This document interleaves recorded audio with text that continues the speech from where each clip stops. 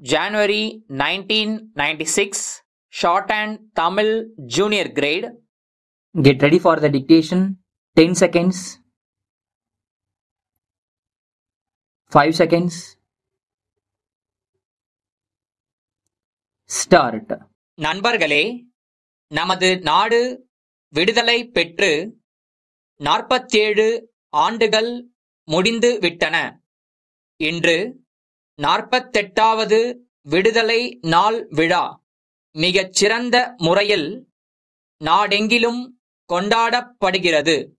இன்று இந்த விழாவில் கலந்து கொள்வதில் நாட்டு மக்கள் அனைவருக்கும் எனது உளங்கனிந்த வாழ்த்துக்களை தெரிவித்துக் கொள்வதிலும் நான் மிகவும் மகிழ்ச்சி அடைகிறேன். நாடு விடுதலை பெறுவதற்கு தியாகங்கள் பலவற்றை செய்த வீரர்களுக்கு நம் வணக்கத்தையும் நன்றியையும் தெரிவித்துக் கொள்ள நாம் கடமைப்பட்டுள்ளோம். கடந்த ஆண்டும் இதே நாளில் நான் உங்களுடன் பேசினேன். அப்போது இந்த நாட்டு நடப்பு பற்றியும் பொருளாதார நிலைமை பற்றியும் நம்மை எதிர்நோக்கியுள்ள பிரச்சனைகள் பற்றியும் பேசினேன். இப்பிரச்சனைகளை எதிர்த்து போராடி அதில் கணிசமான வெற்றியையும் பெற்றிருக்கிறோம் என்பதை தெரிவித்துக் கொள்ள விரும்புகிறேன். இப்போது நீங்கள் காணும் நிலைமை வேறு. இது கடந்த ஆண்டு இருந்த நிலைமையிலிருந்து பெரிதும் மாறுபட்டதாகும். நாட்டில் ஒரு நிலையான தன்மை ஏற்படுமா என்ற ஐயப்பாடு கடந்த ஆண்டு இருந்தது. இன்று நாட்டில் நிலையான தன்மை இருப்பதை நீங்கள் அனைவரும் அறிவீர்கள். இருப்பினும் நாம் செய்ய வேண்டியவை அதிகம் இருக்கின்றன என்பதை நாம் மறுப்பதற்கில்லை. பொருளாதாரத்தை பொறுத்த வரையில் நாம் கணிசமான வெற்றியை பெற்றுள்ளோம்.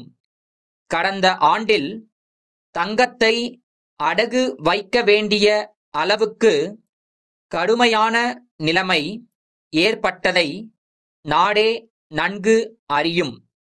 அப்படிப்பட்ட இக்கட்டான சூழ்நிலையில் இருந்து நாம் மிகவும் கவனமாக சில நடவடிக்கைகளை மேற்கொண்டோம்.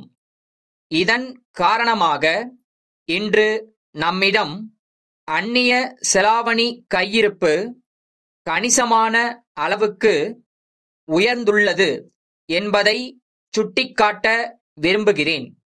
நாம் தொடர்ந்து மேற்கொண்ட பல நடவடிக்கைகள் காரணமாக நமது ஏற்றுமதியில் நல்ல வளர்ச்சி கண்டுள்ளோம். நமது நாட்டின் தொழில் வளர்ச்சிக்காக வெளிநாடுகளின் முதலீட்டை பெறுவதிலும் நாம் வெற்றி பெற்றுள்ளோம். ரூபாய் 3000 கோடி அளவுக்கு முதலீட்டு யோசனைகள் அரசுக்கு வந்துள்ளன. இந்த முதலீடுகள் பலன் அளிக்க சிறிது காலமானாலும் நீண்டகால அடிப்படையில் நாட்டின் தொழில் வளர்ச்சிக்கு இவை பெரிதும் உதவும் என்பதில் ஐயமில்லை. சென்ற ஆண்டு நாட்டில் பருவமழை நன்கு பெய்து விவசாயம் நல்ல முறையில் இருந்தது. இதனால் உணவுப் பொருட்களின் விலைவாசிகள் குறைந்துள்ளன என்பதையும் தெரிவித்து என்னுடைய உரையை முடித்துக் கொள்கிறேன்.